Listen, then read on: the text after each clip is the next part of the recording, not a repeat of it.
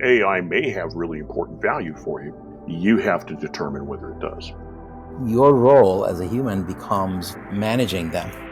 Yes, I'm writing about complexity, and Columbia University will be publishing a book.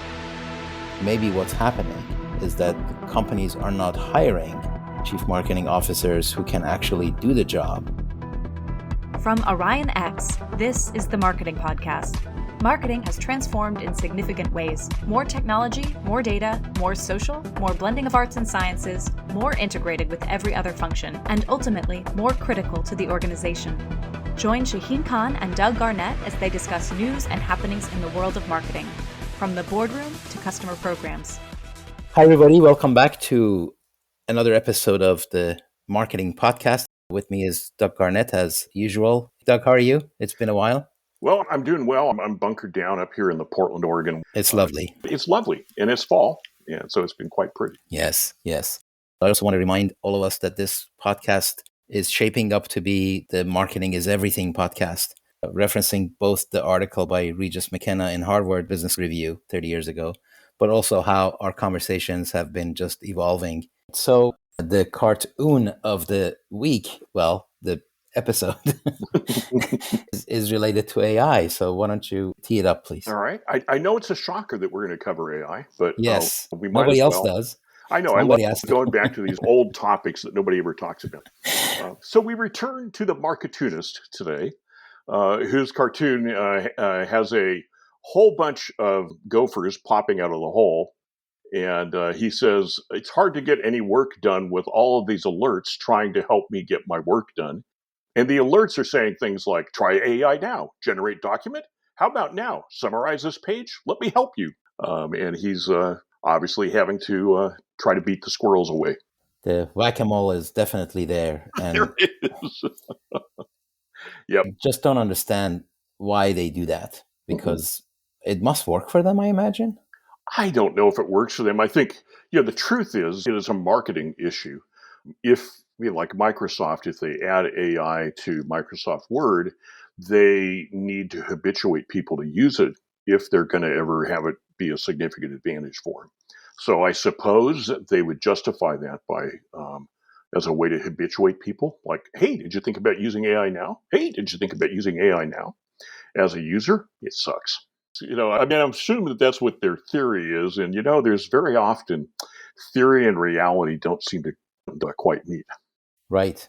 So speaking of AI and the complexity and all of these topics are like touch everything. There was something else funny happened when there was a non-trivial AWS, Amazon Web Services outage. Well, I suppose I should note, we are recording on Halloween. And for those who follow AWS, should know that last week, a week ago on Monday, there was an AWS outage. And of course, we all bitched about it because every one of us had a favorite service go down. Some people got to bitch even more, though, because they owned smart beds.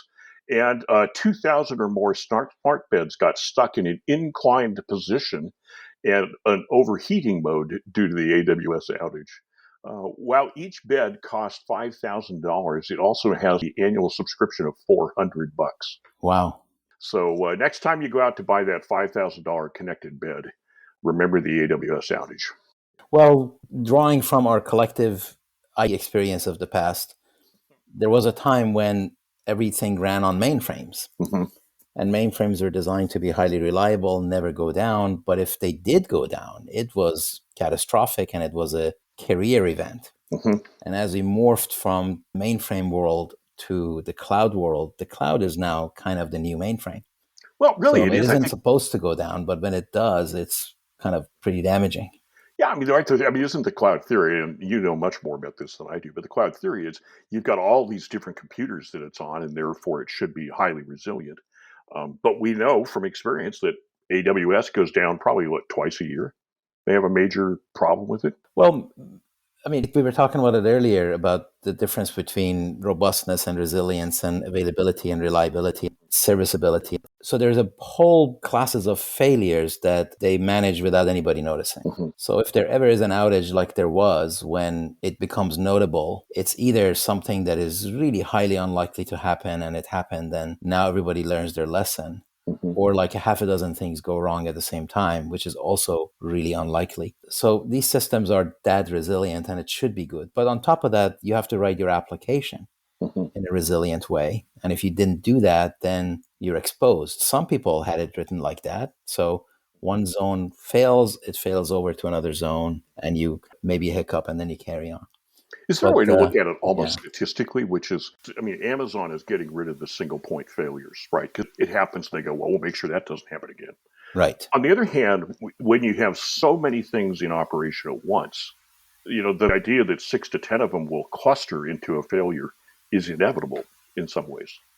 And I also wonder to what degree that can be actually prevented, as opposed to what you suggest, which is the users then have to become smart for building workarounds, knowing that there is an inevitable case where 10 things will collude at once and they'll have a failure. You're right that it is statistical at the end of the day, but there's a lot you can do to contain it. There's a lot you can do because the failures aren't linear and they don't just all multiply together. Yeah. You can't say that it's 1,000,000 units and each one has a 999% and I multiply it all and therefore it's down half the time. Now I know what my statistics are. Yeah. Right. You can do a lot to make it work quite well. So when it does happen, it really is an aberration, but it's also a big deal. Yeah, that's a big deal. And I think to some degree, I guess I'm just, from my own thinking, I expect that there will always be aberrations of some type. Yes. And so in a way, we're better off to manage business saying, look, there will be aberrations.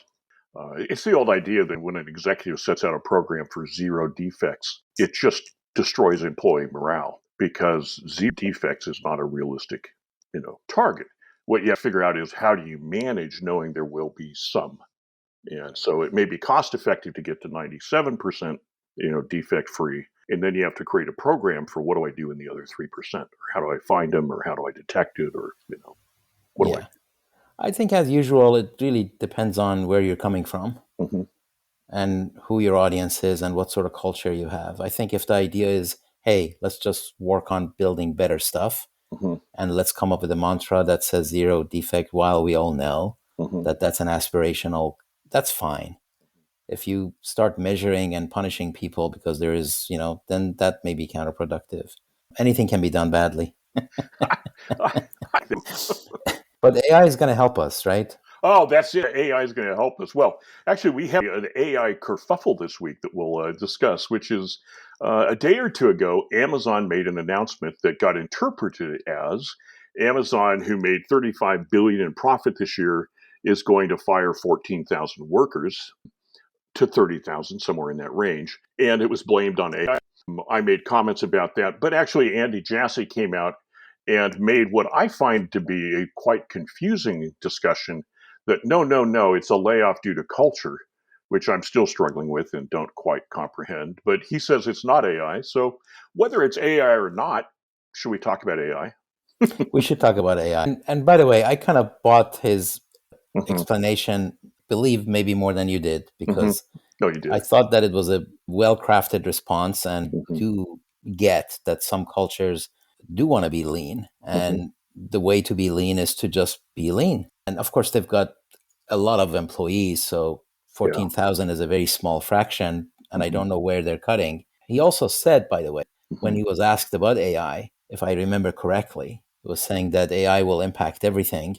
And it requires agility to take advantage of or to figure out how to implement it properly. And in a way, it was like another reason why being lean is a good thing. Maybe the thing that concerned me a little bit in his AI comment in the response was he said, oh, yeah, this wasn't about AI, but employees better be ready to, quote, get on board. And that comes across to me as a threat. And I would suspect a lot of employees see it as a threat. And so, that sounds a little... that's part of why I wasn't so happy with his response, is I think that there is a bit about, oh, no, it's not really about AI, but boy, people better get on board or they're going to lose their job, being the implied threat there. So who knows we what's should really then, going on. this is a good time to just focus on AI specifically, Okay. not Amazon, because as we were talking in our pre-call, I think that AI is impacting individuals, companies, and societies / governments. And it seems to me that every one of them comes to the conclusion that I better get busy learning what it is and using it, or I'm going to fall behind. Yeah, and I think in our discussion, I actually have no question that AI is arriving and it's going to cause lots of big changes. When it comes to, let's start with individuals. When it comes to an individual, I'm less clear that every individual needs to figure out how to use AI themselves. I think individuals in certain areas really better get on top of it because it does affect those areas. But I have lived through so many tech revolutions and have watched all of the threat of you better do this or else. The one I laugh about the most was how right around 2000, companies were all told if you don't stake out your territory online, um, you'll never have territory online. And that turned out to be just complete bunk. Hmm.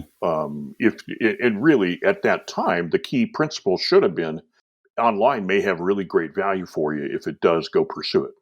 And you should also be looking into it to determine whether it has great value for you. And that would have been smart operation at the time. And honestly, I kind of see that with AI here, which is AI may have really important value for you.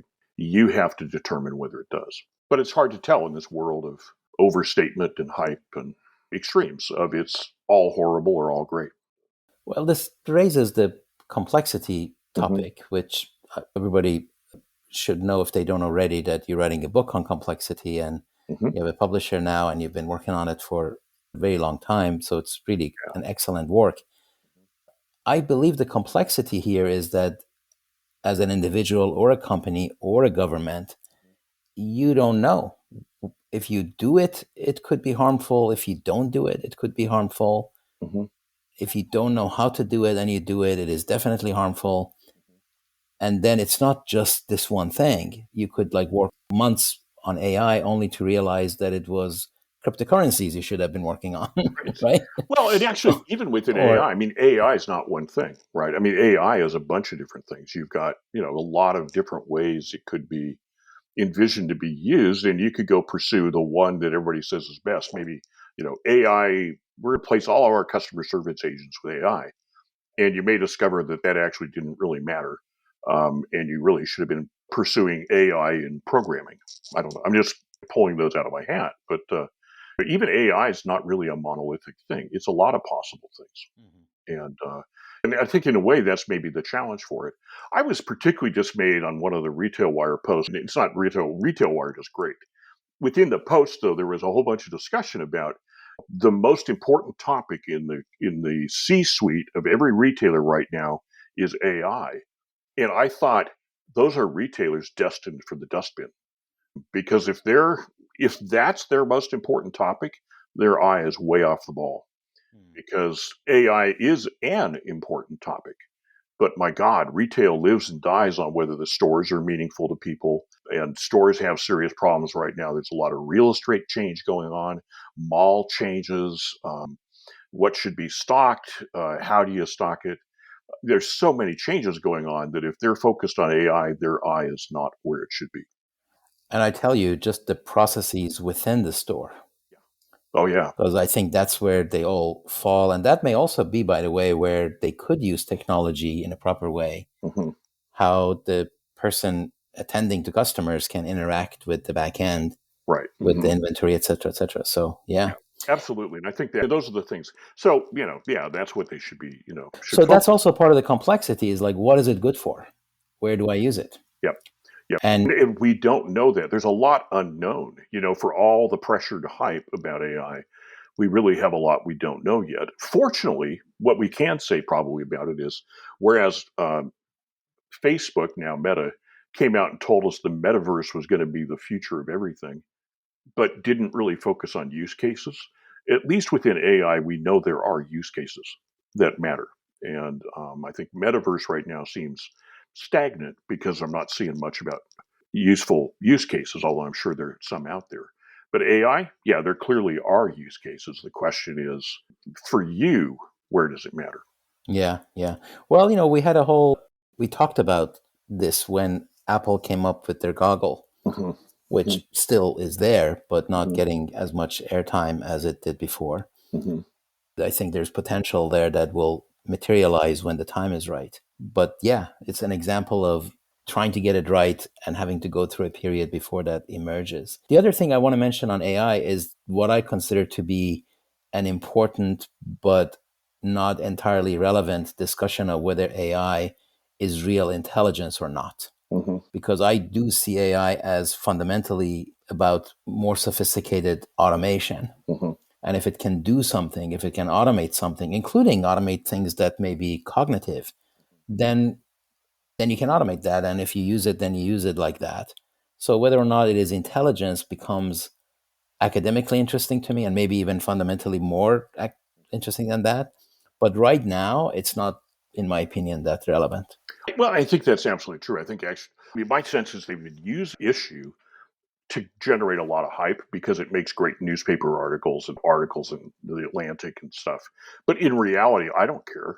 I mean, I think my own assumption is it might end up reflecting certain kinds of intelligence that some humans have. It is not humanly intelligent. And actually, as I was explaining earlier, for the complexity world, we actually can't really define what human intelligence means. There are Right. so many flavors and accents and directions and elements and parts of human intelligence, and each of us have different share of those. Each of us has unique intelligences that are ours. There is no general intelligence possible because we don't even know what general Yeah. intelligence is. You can't describe it. And what we have is different for different people and different things Mhm, and different times, mhm. right? Yeah, I mean, you and I talked along at length about, back in the, I suppose, let's call it, we'll go back then. There was a period of time when people would say, well, chess is the ultimate, human intelligent activity. And, by 2000, we realized that a computer can play chess pretty damn well. And, so it's not that it wasn't human intelligence, but it's a specific type of intelligence um, Right. that Well, was useful in chess. And then computers became able to do that. And, yeah. And chess, of course, in retrospect, if not in prospect, mhm, the rules are known. It's a confined area. mhm. It was really down to how many moves ahead could you analyze, Yeah, and do you yeah. have a so-called economic evaluation of whether this move is better than another move. And it was really just a matter of computational power to be able to do it. And eventually you had that much computational power. You could say that's the same thing with deep learning. Neural nets were known since the 50s, Right, right. 1950s. Mhm, mhm, And it just couldn't be done because the computational power wasn't there until really like about a decade ago, when it mhm, became possible to use GPUs to make them tractable. And mhm. then the rest is history. So whenever there's a large body of data and the rules of engagement are well known, on top of that, it's okay to be potentially wrong, then you have a use case here. I We think that see that right now. I think back to complexity a bit. I think that the idea of it being within bounds, right? I mean, there's a lot of discussion that goes on in business about, well, we know this or we know that. But what is really rarely discussed is how much the narrow bounds are required to make that happen. I mean, one of the truths in science, in fact, is that to discover laws in science, scientists have to establish pretty strict boundaries around those situations. So Newton, even for Newton's law, he had to assume, I'm not going to worry about this, I'm not going to worry about that. If I just look at this little bit, I've got a law. Well, that doesn't mean it's the ultimate law for everything. It means it fits within that. As Mhm. science progressed, people started becoming more and more narrow, and the laws past Newton, some of them became pretty freaking obscure. To where you're like, really? Do we even care to know that as a law? And yes, social scientists, I'm calling you out. I'm calling you out. There's a lot of social science which is, well, within this narrow circumstance, we discover this, but then their headline says this is always true. Yes. So narrowness is critical within a lot of things. The true complexity of doing business is we don't have that narrowness. We're working within a whole world that we have some narrowness on market and assumptions, but we're working within a whole world, and there are things that can come at us that are from outside of the narrow range of our vision, Mhm. such as a pandemic. You know, Excellent example. hmm Yeah, I wasn't. In 2019, I wasn't thinking, oh, there will be a worldwide pandemic next year. You can't predict that; it just comes, and you have to figure out what you're to do in response to it. Well, you could be better prepared for it. Well, And hopefully yes. we would be next time. But yeah, I agree. It's like there are things that are completely, if not a complete black swan, Mhm. some shade of gray swan. Well, I think it's just simply unexpected. I think to me, some of what we should learn from the last pandemic was that best practices need to be treated with a little bit of care, a little bit more care. Because when the pandemic arrived, the epidemiologists all went to their best practice books, but some stuff didn't matter for this specific pandemic. And this gets back to the complexity we were talking about earlier with, okay, how do you make choices? Well, in reality, there are no universal paths to business success. All paths to business success depend on you, on where you are, on your employees, on your company, on your market, on what your company does, all those things. And so, and that's kind of challenging because we've been in a business environment where there's been all kinds of headlines about, well, this is the way to use advertising for success, or this is the way to succeed online. But the ways to succeed online are limitless, you know. It all Mhm. depends on you and your situation and how do you create strength for it. And I guess that comes back for me to AI. But that is the truth in AI is there are no universal paths to success with AI. It all depends on you and your company. Where could you find a place that AI makes sense and that does something significant for you? But how do you go about figuring that out, right? Well, no, I mean, for me, that's the fun. So I know that that's not the fun for everybody, but for me, that's the fun. Because the question is, how do you understand your business's strengths, weaknesses, idea, limits, opportunities in a way to identify where could you go from here? Some businesses, I've faced this at times, you look at it and you realize there actually aren't any major advantages laying out there. Mhm. And actually, in that case, AI or not, you're not necessarily going to make progress. If there aren't major advantages sitting there for higher revenue, new markets, better profits, it's not out there. I think the thing that you and I talked about that worried me most out of Andy Jassy's response was that his response labeled AI fundamentally as all about cost efficiencies. And that bothers me because business success is about having demand for your product in the future. I don't care how efficient you are today. If there's no demand for your product a year, 2 years, 5 years, 10 years down the line, you're out of business. And you cannot then efficiency yourself to success. So I think that's one of the threads I worry about with the AI is that if it's only about efficiency, I'd be careful about how much time I put into it. Does that efficiency dramatically matter in your business? Sometimes it does. It's not that efficiency is meaningless. It just has to be looked at strategically. Is it strategically important or simply easy? Or is it just automating something that is well contained Hmm. and well understood? Hmm. So if you automate it, you will reap the benefits and therefore go forth and automate it. Yeah. Hmm. Well, actually, in that mind, automating something can take it out of your mind as a worry. So if you're able to, as a company, you had to spend, 20% of your effort in something that you can automate in a way where you're not really having to spend much effort there at all. That's a big deal for the company because now you have an extra 15% of energy to spend doing something else, or you lose the distraction. Sometimes companies have jobs they do, or they do, integrated jobs into the company that are so time consuming they really distract the company from focusing on what matters more. Right. Film production companies all rent out equipment. I've never been sure that that's quite a good idea because that means they have to continually be refreshing equipment. They've got to have somebody in charge of renting equipment. I mean, they have a whole nother little side business that's unrelated to how they really make money. And it might be smart and it might not be. Right. Well, one walk away from this for me is that you should be trying it. Yes. You Hmm. should be experimenting. Hmm. You should put a circle around the group and say, you guys go find out what it's good for, Hmm. because we kind of conceptually think we know what it's good for, but in practice, we need to know more. I think if I fully agree, I want to add one little caution that I've been a little surprised because you and I both come out of experimentation backgrounds. We know this, we do this all the time. I've been surprised by how many companies see an experiment means either they do a full size attempt to bring it to market or they do nothing. Um, There is so much room in between those two. I mean, experimenting can be the CEO on a weekend throwing something into a chat GPT to just see what comes back. Experimenting could be a department where you say, hey, we want you guys to go play with chat GPT this week and come back and tell us if you can find a way that it applies to your work. And some of those little experiments are where you're going to discover, you know, uh, either eliminate stuff that's not going to work for you or discover places that could work. Yeah, there's also definitely a how-to for AI. Mm-hmm. You need to know how to use it properly. Mm-hmm. You need to know how to set it up, especially with agentic AI, which is like the next mini wave that is happening. Mm-hmm. How do you set them up? How do you use them? How do you manage them? Who do you make them available to? What does that mean for organizational structure?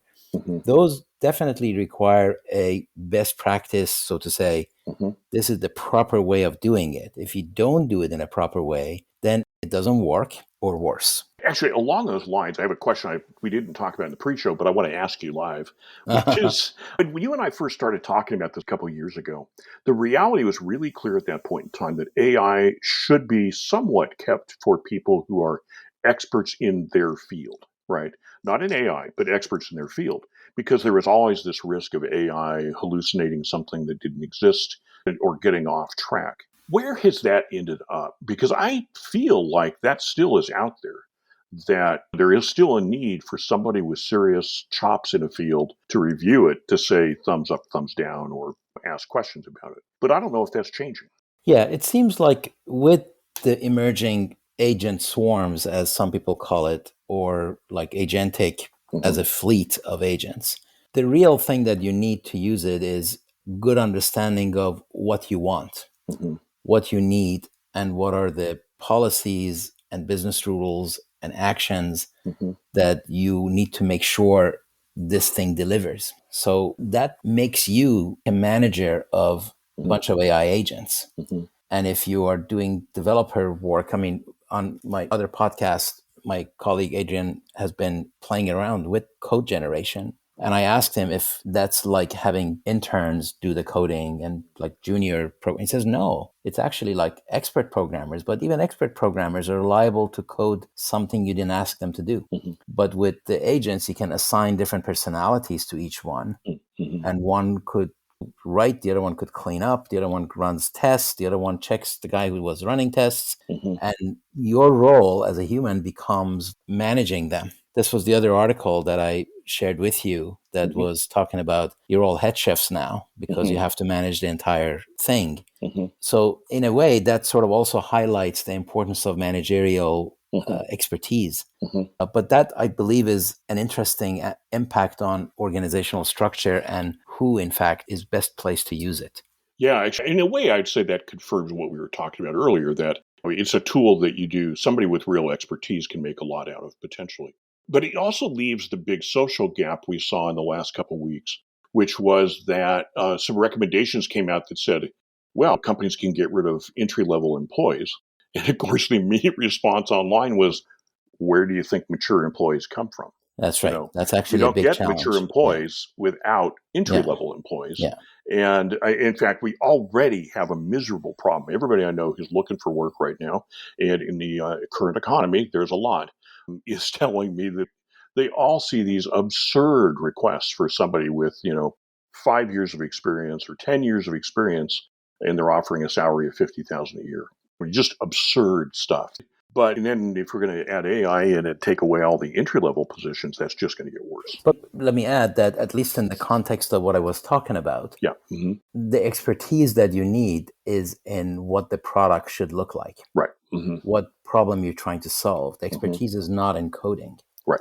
So that stuff, you could argue, that is going to revamp what coding is like in due course. Obviously, if you're writing code for heart surgery or sending, you might approach it differently. Yeah. You do need a lot more checks and balances.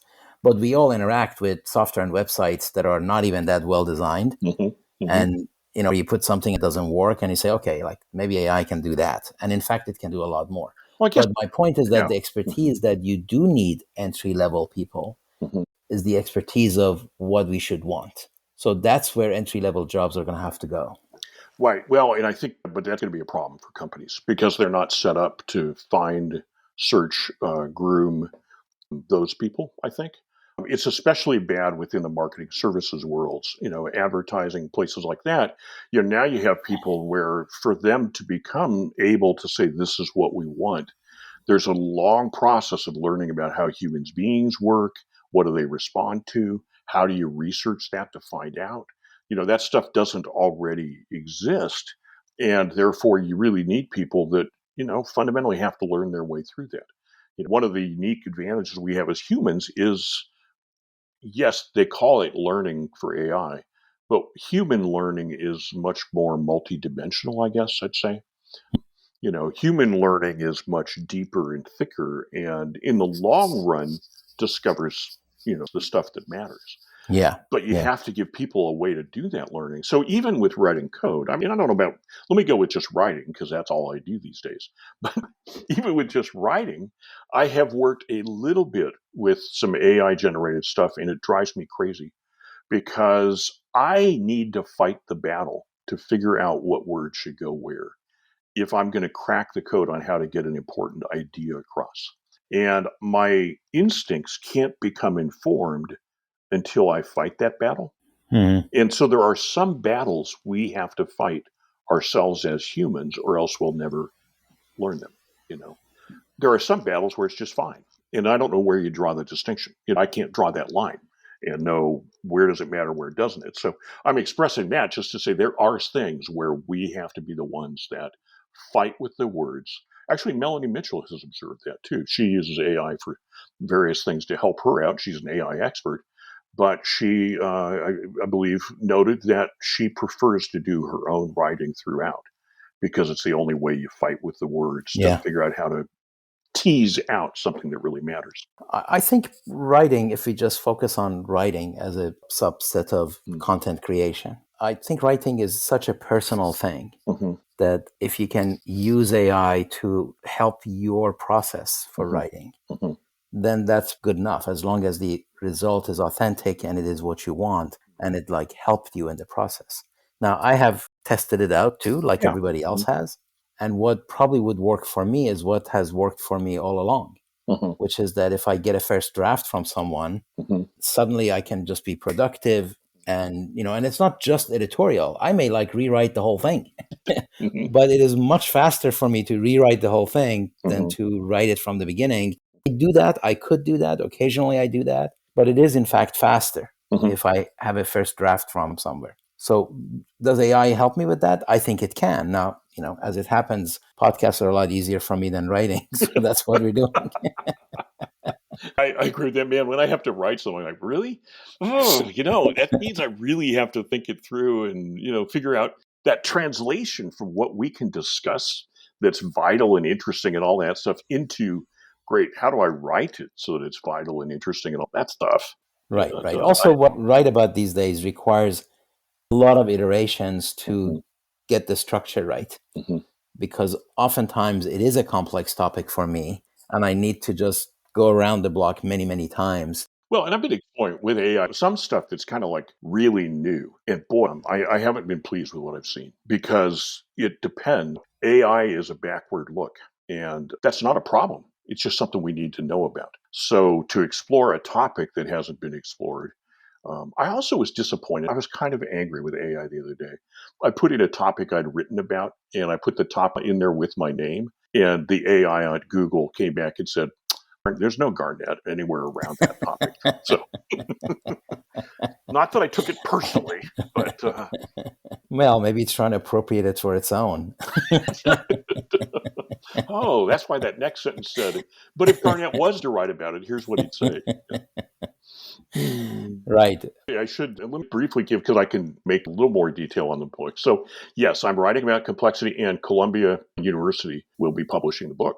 So, Brilliant. sometime next year, I expect, although nobody has said this is the date. So, all I can say is I expect that.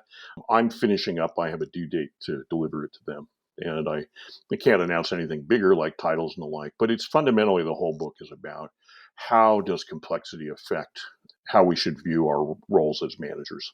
How should we manage companies given our understanding of complexity that's come out of science? Well, I think it's very timely because we do live in an age of complexity. Yeah. Well, I think you and I were talking about that a little bit. And I think to some degree, companies were able to get away without worrying about it for a lot of years. And I don't know what you call it. There's enough fluff in the system that they were able to survive. But I think a lot of that has tightened up. I think it's also become far more difficult with the degree to which every company has to think worldwide, because I you just think there's introduce a lot more incredible. complexity. Mhm.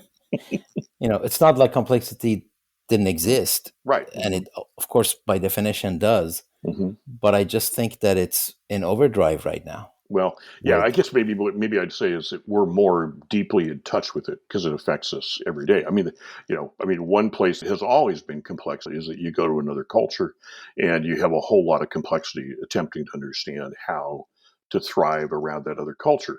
Yeah, well, we do that every day on Zoom calls now. It used to be once a year you took a trip to India or you took a trip to China, and now there's a lot of people that spend their entire life doing nothing but that.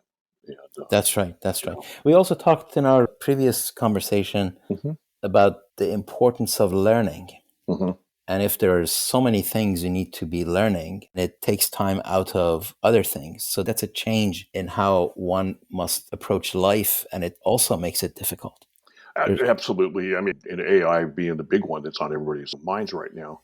I think what's hard for learning these days in a practical way, this is not so much out of complexity science, but in a practical way, is deciding when that learning matters and when it doesn't. I've seen a lot of things about how anybody who's looking for a job needs to become thoroughly sophisticated with AI. And I'd say, yeah, that's not going to be a successful path for everybody. So I think everybody should have some familiarity with AI, but to just suddenly demand, as I see various learning sites online do, that everybody be an AI expert, no, that's not even realistic. So we've got to find smarter ways to thrive. no, and even after you've done that, you may or may not. Well, and in fact, a friend of mine said the other day, the AI is changing so fast that wait 2 months and your learning is out of date. Yeah, Um, that's right. and that's, we've seen this problem time after time. And I always come back to, fundamentally the most important thing to do through one's schooling, all the way from, elementary through college is to learn how to learn Yeah, because absolutely. you cannot predict what you're going to need to know in 10 years or 15 years That's or 20 right. years. That's right. So if you're adaptable enough to learn something new as it comes up, that's the single most important thing in life is being able Yeah, to do that. yeah, yeah. I had a blog on this at some point. It was Hmm. more in the context of mentorship, Hmm. but I think part of it was skill set, mindset, Hmm. knowing how you learn, Hmm. and did anybody notice? Those were the four things. Hmm. Are you learning about your mindset? Are you learning new skills? Hmm. How you carry yourself, what you know how to do? Yeah. But then to do that, you need to know whether you best learn by doing, by Hmm. reading, by looking over somebody's shoulders, by whatever it is that you need. So it would be good to know that. And then it would be good if after you learned everything, you could somehow demonstrate it. We should talk a little bit about CMOs. Maybe that's the topic to close on. Sure. I'm down with that.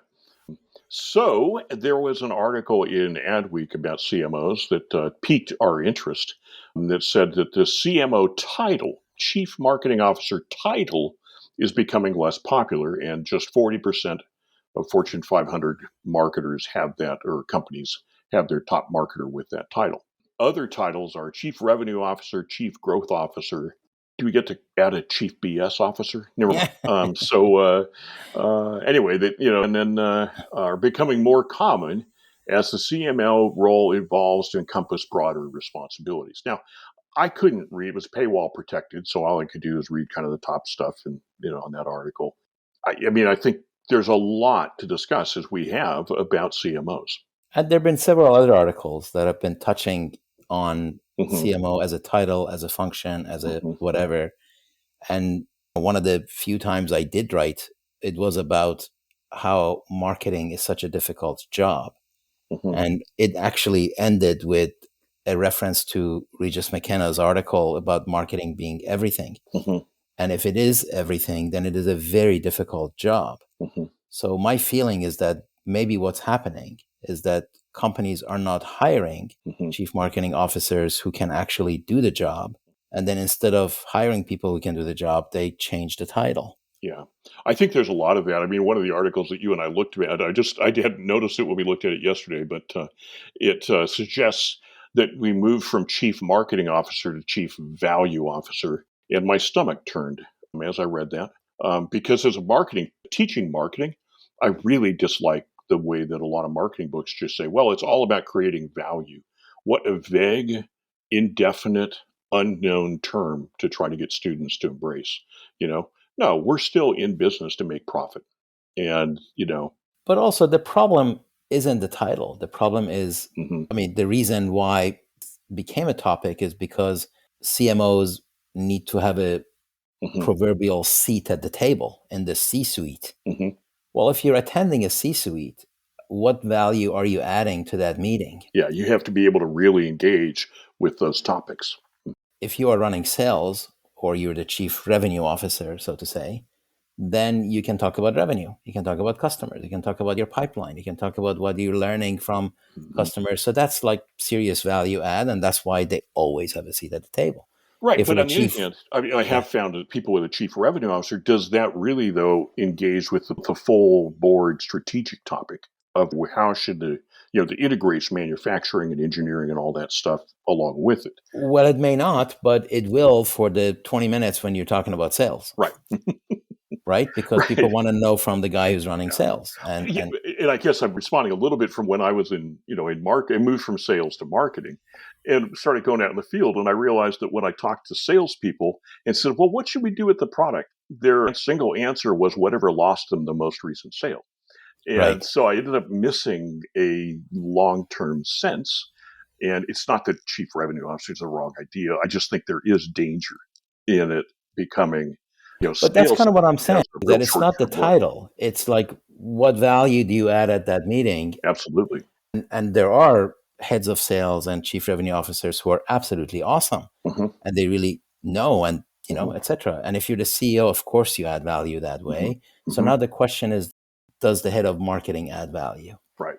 Well, And and I if you think know about the market, if you know about the technology, if you know about the supply chain, competitive situation, mhm, buying behavior, mega trends in the market, mhm, the legal aspects of your brand and IP, and it's a really tall order. mhm, But if you actually do know about all of that, and if you can add value when the topic comes up, mhm, then I believe the answer is absolutely. yeah.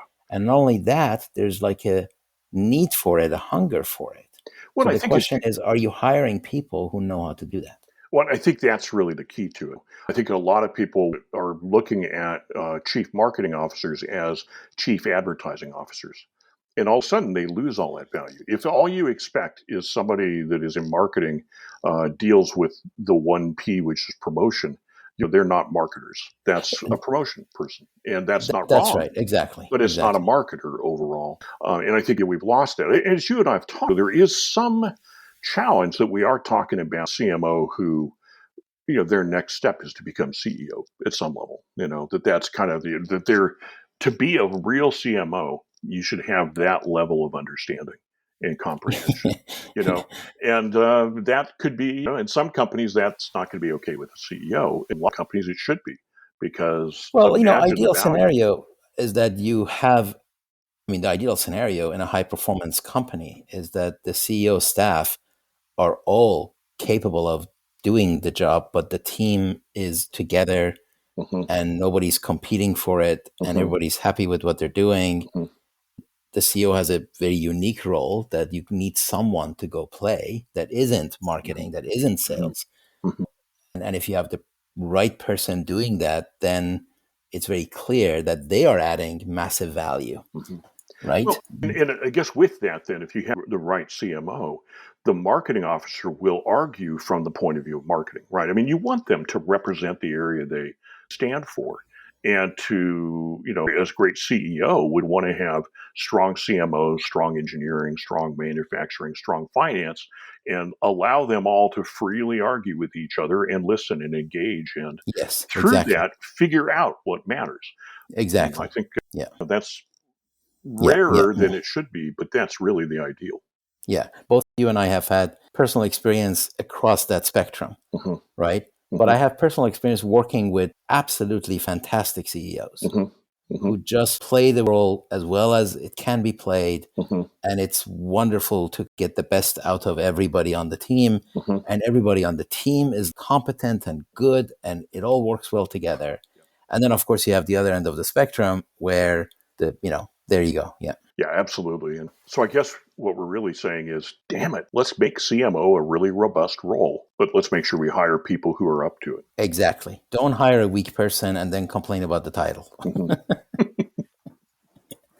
You could do that about anybody. You could say that, the Right. chief engineer is like no longer in vogue because the last 10 we hired are not engineers. Well, It's true, but I think marketing is one of those areas that somehow the companies have lost clarity on what marketing positions in a sense should be. I argue with my class that rather than the 4 Ps, I start them with what I call the 3 roles and then get to the 4 Ps. And the roles are understand the market, bring that understanding to the company, and oh, by the way, they have some things they do, like in charge of promotions. Most companies tend to see marketing through what they do, advertising, and ignore the fact that they really are supposed to know the market well. And so if you want to be robust as a marketer, you got to start with know the market, understand what's going on in the market, know it inside and out. And then that's incredible value for the company. But yeah, companies want them to go do you really social got to media. know all of the above. Mm-hmm. That's kind of what makes it hard. Like Absolutely. knowing the market is just the first step. Mm-hmm. Right? Then you have to know the product, you have to know the competition, you have to know all of that. Actually, when I say market, I include all that with it. You have to know That's how right. the I mean, the market four responds P's to are it. embedded in it. Yeah. Yeah, they're embedded in it. Well, and the 4 Ps then become our levers. They're the Mm. things that we're able to use. So once we know all that, then we turn to the 4 Ps to say, okay, I got to make something happen because this problem's emerging in the market, or there's a cool opportunity. How do I use the 4 Ps to get there? And That's right. So, in fact, one thing that does make marketing interesting as a profession mhm, is that it is everything, it is everything. Yep. right? So, if Mhm, you really want to master it all and that's what excites you, mhm, marketing is for you because it is also endless. mhm. And it's wonderful to have your arms around all that expansive thing. That's true. It is one of the few places in a corporation where you can really engage the whole of doing business. You end up having to touch every part of doing business. Not that you're responsible for it, but you end up having to know about everything. You truly do. And if you do, then you can kind of perform a really good job and it's a tall order. Now, as it relates to like hiring, it reminds me of the advice I've been giving to all my CEO friends or whoever asks me is that you need to take marketing as seriously as you take engineering. Mhm, And the example I give is that just like you don't hire an engineering intern and expect, mhm, a product at the end of summer, mhm, you cannot hire a marketing intern and expect marketing. mhm, Marketing has come a long way. It's highly technical. It's arts plus sciences. mhm. It's the technology stack. It is spending a lot of money on IT, in fact. It's like data. We have that other article we didn't get to about the complexity of marketing data, which we have talked about a lot in this Mhm. podcast. It's all of the above. You've got to take it seriously. And if you do take it seriously, then you need to spend money on it and need to go hire the right people. Mhm. And you realize that if it is as important as engineering, then it's going to cost as much Mhm. and you have to like incorporate it the same way. Yeah, you have to treat it that seriously. Yep. Yeah, yeah, yeah. And if you do, you'll reap the benefits. Mhm. But if you think it's a gumball machine, to use the analogy you've used here a few times, Mhm. then you say, oh, here's my, Mhm. $10. What am I going to get for it Mhm. by next week? And the answer is probably nothing. Mhm. Right? If that's your perspective, then maybe Mhm. you're not ready for marketing. Absolutely. All right. On that happy note. Well, on that happy note, I'm going to put my flak jacket on and go out and get coffee. All right. All right. Happy Halloween. Thank you all for listening. Thank you all for being with us. And until next time, thank you, Doug. Thank you, Shaheen. That's it for this episode of the Marketing Podcast. Every episode is posted on orionx.net and shared on social media. Use the comments section or tweet us with any questions or to propose topics. If you like the show, rate and review it on Apple Podcasts or wherever you listen. The Marketing Podcast is a production of Orion X. Thank you for listening.